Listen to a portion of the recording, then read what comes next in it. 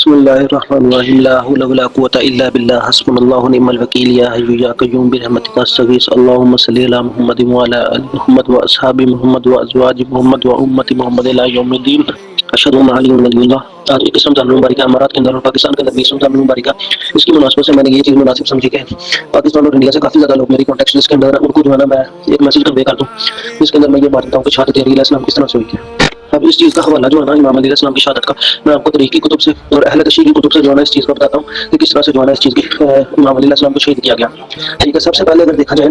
تاریخ ابن کثیر اہل سنت کی مین اسٹریم کی تاریخ کی کتاب ہے، اس کی 7ویں جلد البدایہ والنہایہ صفحہ نمبر 426، اس کے اوپر لکھا ہوا ہے کہ 3 بندے تھے جن میں ایک عبد الرحمن بن ملجم تھا، دوسرے نمبر کے اوپر عمر بن بکر تمیمی تھا، تیسرے نمبر کے اوپر البرک بن عبداللہ تمیمی۔ ٹھیک ہے، یہ تینوں بندے خانہ کعبہ کے اندر بیٹھ کے خوارج تھے۔ ان تینوں بندوں نے بیٹھ کے فیصلہ کیا کہ 3 بندوں کو شہید کیا جائے، اور یہ تینوں بندوں نے خانہ کعبہ کے اندر بیٹھ کے فیصلہ کیا جس کے اندر جو ہے نا ان کا یہ طے پایا کہ 17 رمضان المبارک کو اپنے اپنے مقررہ مقامات کے اوپر پہنچ جائیں گے۔ عبد الرحمن بن ملجم کوفہ میں جائے گا اور امام علیہ السلام کو شہید کرے گا، اور اس کے بعد جو ہے نا البرک بن عبداللہ تمیمی کی ڈیوٹی لگی کہ اس نے شام کے اندر جانا ہے اور معاویہ کو قتل کرنا ہے، معاویہ بن ابی سفیان کو، اور تیسرے نمبر کے اوپر جس بندے کی ڈیوٹی لگائی گئی اس کا نام تھا عمر بن بکر تمیمی۔ اس بندے کی ڈیوٹی لگی کہ اس نے مصر میں جا کے عمر بن عاص کو قتل کرنا ہے۔ ٹھیک ہے، اب ان 3 بندوں کی ڈیوٹی لگ گئی ہے، 3 بندے اپنے اپنے مقصد کے لیے روانہ ہوئے، خانہ کعبہ سے اٹھ کے اپنے مقصد کے لیے روانہ ہوئے، اور وہاں پہ جا کے انہوں نے جو ہے نا اپنے اپنے مقامات کے اوپر ایک ایک رات اسٹے کیا۔ ٹھیک ہے، اگلے دن فجر کی نماز کے وقت جو ہے نا معاویہ بن ابی سفیان اور عمر بن عاص یہ دونوں بندے فجر کی نماز پڑھانے اپنے اپنے مسجد میں نہیں گئے ہیں۔ ٹھیک ہے، اور پھر امام علیہ السلام مسلم فجر کی نماز پڑھانے مسجد کوفہ میں تشریف لے کے گئے ہیں، اور انہوں نے وہاں پہ ایک چیز دیکھی کہ ایک بندہ مسجد کے کونے کے اندر لیٹا ہوا ہے، اور جب اس بندے نے اٹھ کے دیکھا کہ وہ بندہ کون ہے، انہوں نے اٹھایا اس بندے کو جا کے، اور اس بندے نے آگے سے بولا، امام علیہ السلام نے اس بندے کو بولا کہ نماز کا ٹائم ہو گیا، اٹھ نماز پڑھ لیں، اور امام علیہ السلام مسجد کے اندر ہوئے، اور پھر امام علیہ السلام نے جب نماز شروع کیا، رکوع مکمل کیا، پھر جب سجدے کے اندر گیا، سجدے میں جانے کے بعد وہ بندہ پیچھے مجمع میں سے اٹھا، اور اس بندے نے جو بندہ لیٹا ہوا تھا وہ عبد الرحمن بن ملجم تھا، اس نے اٹھ کے امام علیہ السلام کے سر کے اوپر خنجر سے وار کیا۔ ٹھیک ہے، اور اس کے اوپر نبی علیہ السلام کی ایک حدیث تھی کہ نبی علیہ السلام نے فرمایا کہ پچھلی امتوں میں سب سے بدبخت آدمی وہ تھا جس نے قوم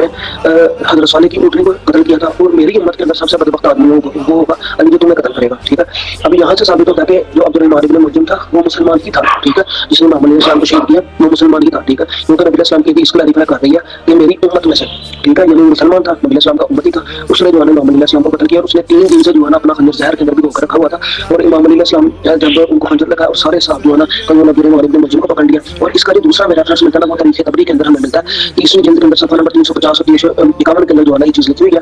تو آپ جا کے کچھ اسٹڈی کر لیجیے گا۔ ٹھیک ہے، پھر کچھ اصحاب نے جو ہے نا عبد الرحمن بن ملجم کو پکڑ لیا، اور کچھ اصحاب نے جا کے جو ہے نا حضرت امام حسن، امام حسین اور حضرت عباس یہ اٹھے، اور انہوں نے جا کے امام علیہ السلام کو پکڑا، اور ان کا یعنی دیکھا کہ خون کافی زیادہ بہ رہا تھا، اور پھر جو ہے نا امام علیہ السلام وہاں سے اٹھے اور امام علیہ السلام کو اٹھا کے دوسری جگہ پہ منتقل کیا گیا، اور امام علیہ السلام نے اس کے بعد جو ہے نا وصیت کی۔ اس چیز کا ریفرنس ہمیں مل جاتا ہے تاریخ تبری کے اندر 30ویں جلد صفحہ نمبر 356 کے اوپر، اور اس کے اندر امام علیہ السلام فرما رہے ہیں کہ انہوں نے امام حسین کو جو ہے نا اس چیز کی وصیت کی کہ جو میرا قاتل ہے، ٹھیک ہے، صرف اس کو قتل کیا جائے اور کسی مسلمان کا ناحق خون نہ بہایا جائے۔ ٹھیک ہے، اور اسی کانٹیکسٹ کے اوپر جو ہے نا کہ امام علیہ السلام نے یہ بات ذکر کی کہ نبی علیہ السلام کی ایک حدیث ہے کہ جس بندے نے کسی کے اوپر ایک خنجر چلایا اور وہ بندہ مار جائے، اور اس کے بعد جو ہے نا اس بندے کو ایک خنجر کی ضرب لگا کے جو ہے نا قتل کیا جائے۔ ٹھیک ہے، زیادہ نہ مارا جائے، چاہے وہ کوئی ہلکا کتا ہی کیوں نہ ہو۔ ٹھیک ہے، امام علیہ السلام نے یہ چیز تاریخ تبری کے اندر بھی آتی ہے، اور اس کے بعد اہل تشریح کی جو مین اسٹریم کی بک ہے الفاظ کے بعد، کیونکہ وہ بخاری مسلم کو نہیں مانتے، اس کے بعد جو ان کی کتاب آتی ہے اہل تشریح کی نہج البلاغہ، اس کے اندر مکتوب نمبر 47 ہے، اس کے اندر بھی جو ہے نا امام علیہ السلام یہی کہہ رہے ہیں کہ کسی کا حق قتل نہ کرنا،